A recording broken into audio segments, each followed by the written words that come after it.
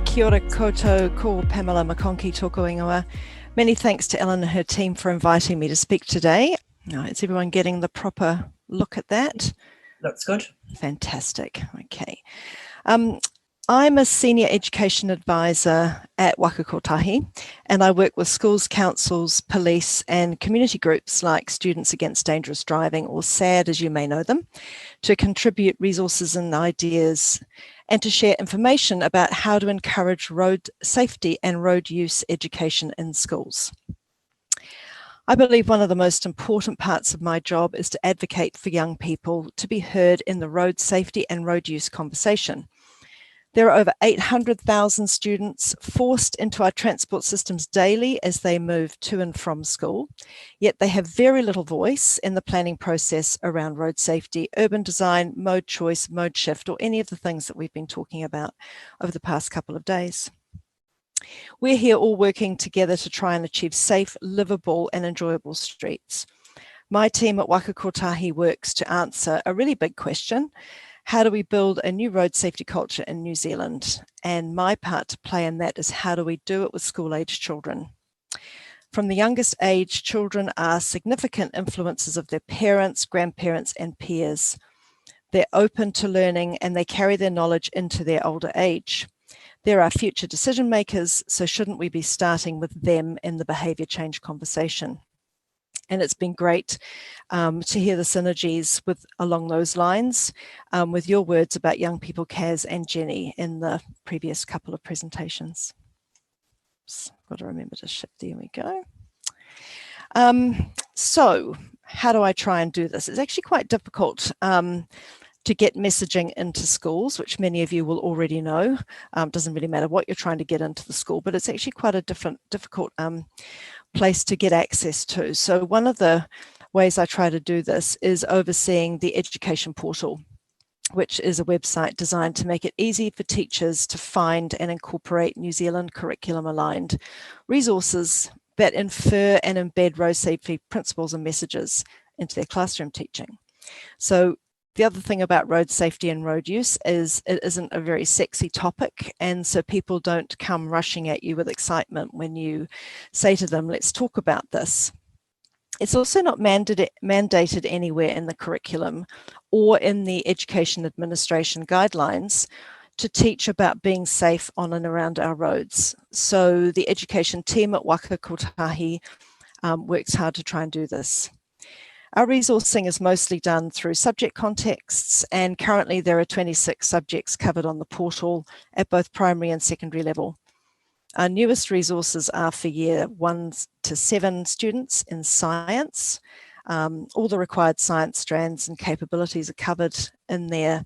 They look at the big ideas like the effects of impacts, but then the examples that are used are things like from riding a scooter or on a bike and what some of the consequences might be of that. On the portal, we also have resources to help guide schools write road safety policies, advice for families and school communities, which includes ideas about walking school buses, school travel plans, and similar. You can also find stories in there that highlight the work being done in school communities and by young people around Aotearoa in road safety and road use. The most recent one we have is about Millie Stonia, who successfully campaigned for the speed limit to drop from 80 to 40 outside her school in Taranaki. And that's a really interesting story, so have a read. It's worth mentioning that there are effective ways and some not so effective ways to reach young people when you're educating them about road safety.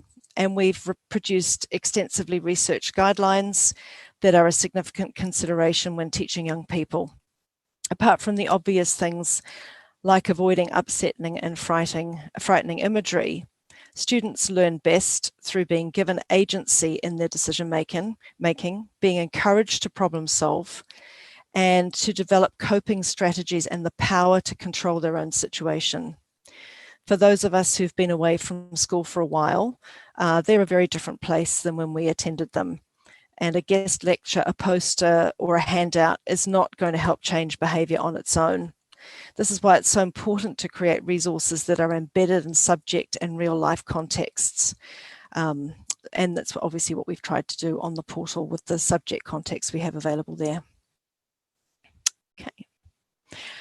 Also on the portal, there's an area where school travel planners and road safety coordinators from our councils can share their initiatives. Some examples we have are mapping a safe walking route to school in Wellington, a visibility campaign around pedestrian crossings in Timaru, a program for students to encourage their parents to park further from the school gate in Tauranga, an ongoing battle, that one.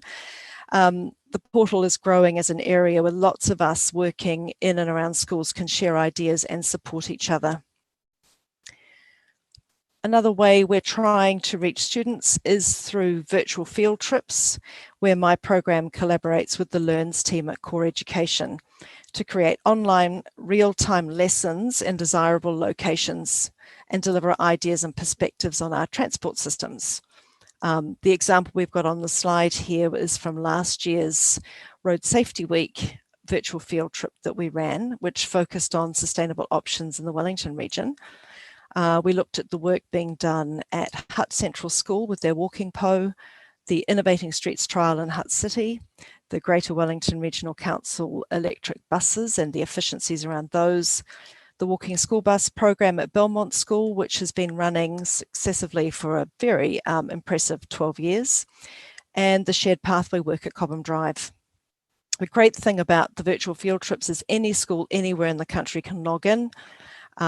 Students can watch the whole trip, they can send in questions, they can interact with experts. So that's just a really quick run through of our business as usual, if you like. But I'm very excited to talk particularly about something new, which is Te Haerenga o Ngā Tamariki. So this is a waka kotahi prototype tool, and it's very exciting, Jenny, about you talking about your WOW program, your WOW tracker, because this is hopefully where we're heading with this. So it's a waka kotahi prototype tool to enable children to anonymously and regularly tell us how they get to school every morning. The majority of the data we see from children, as you all know, is filtered through adults, either a teacher or a parent, and it's very often not real time or close to real time. Te Haerenga o Ngā Tamariki is a web link that teachers have to sign up for initially, but it asks the student to record how they journey to school. The data generated from this is going to be obviously for the school to use and for councils and waka kotahi to use, so that we can get a more consistent baseline of data, helping us to create programs alongside young people rather than making assumptions that actually might not be based on very good data. And I also really hope that this process will start some really important conversations between teachers and students and whānau about their options and their choices. There's been really fabulous feedback from the schools who've been trialling for this with us, which is very exciting. Everything seems to be working well technically and in other ways. And we hope to go live to a much broader group in the next couple of months. So if you just have a look at the slide that's on the screen at the moment, I'll talk you through what's happening there. So basically, teachers need to be approached by us in schools, and either the whole school or the classroom teacher on their own needs to agree to sign up to the program. And once they've done that, the students can choose an avatar which they feel represents them. And when they arrive in the morning, they log on under that avatar. They simply choose the mode that they use to get to school that day, and they click on the mode. At the end of that, they receive a reward, which could be a cat jumping out of a box or a sloth sitting in a tree, or I don't know, something exciting. Well, I hope it's exciting. This is initially designed for just 8 to 10-year-old students as we trial this.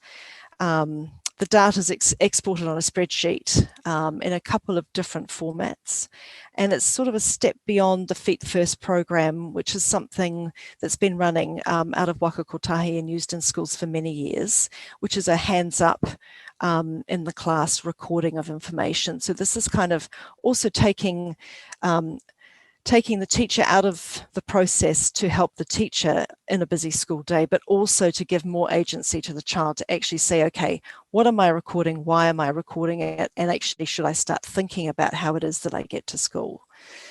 We're really hoping this takes off, because there are just so many other ways as well that this data and information could be used. So it's very exciting. I think I've gabbled through my speech really quickly. I'm sorry about this, but I'll just go to the last slide there, which has the our website, Twitter handle, and my name. I'm very, very happy to get emails from people. Obviously, I'm here for questions now, but I'd love to hear back from you if you have any ideas or questions for me.